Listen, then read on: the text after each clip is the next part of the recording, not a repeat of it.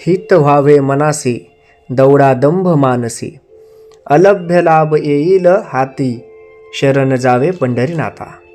चित्त शुद्ध करा, न देई दुजियासी थारा, हेची शास्त्र निर्वाणीचे, सेना म्हणे धरा साचे. संत सेना महाराजांनी कशा प्रकारे जर आपल्या मनाची शुद्धी केली तर आपल्याला पांडुरंग दिसल, किंवा काय उपाय केला तर खरंच आपल्याला हे निर्वाणीच्या गोष्टी आपल्याला भेटतील आणि तेच शस्त्र म्हणून आपल्याला वापरता येतील. संत सेना महाराज सांगतात, हित व्हावे मनासी, दौडा दंभ मानसी. जर आपल्याला सर्व गोष्टीचं चांगलं व्हावं वाटत असेल, हित व्हावं, सुखकर व्हाव्या गोष्टी, तर आपल्या मनामध्ये एक विचार करायला हवा आपण की आपल्या मनामधलं अंतरात्म्यातला जो अहंकार दडलेला असतो तो आपल्याला सोडून देता आला पाहिजे.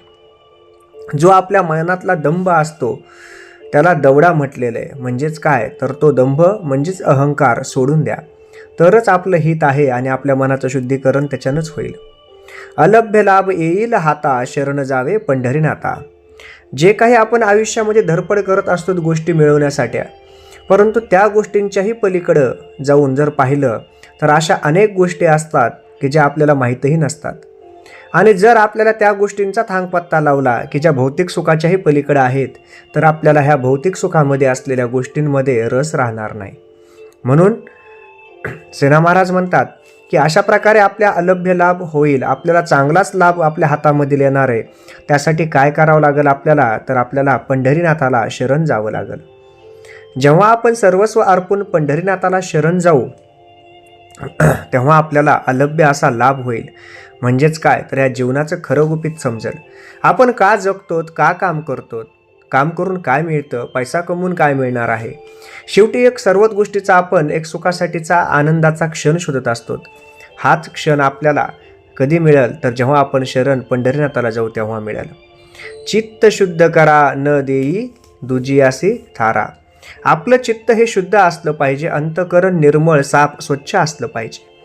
जर चित्तच शुद्ध नसेल तर त्याच्यामधून केलेली भक्ती तरी शुद्ध कशी होईल.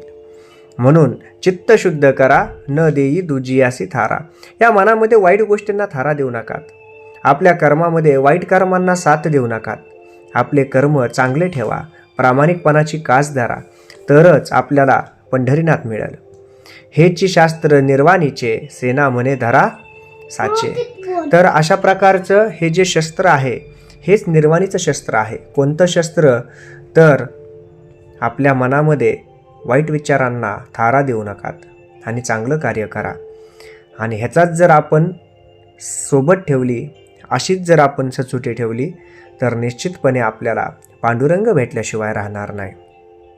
एवढे असे थोर विचार संत सेना महाराजांनी त्यांच्या अभंगामधून सांगितले. म्हणून आपल्याला हा अभंग आजच्या जीवनात देखील खूप महत्त्वाचा आणि उपयोगाला पडतो. कारण या गोष्टींमध्ये जी शुद्धता लपलेली आहे, या गोष्टींमधले जे भाव आहेत ते इतरत्र कुठंच आपल्याला सापडणार नाहीत. म्हणून हा अभंग आपल्याला जीवनामध्ये नवी दिशा दाखवू शकतो. जय जय रामकृष्ण हरी.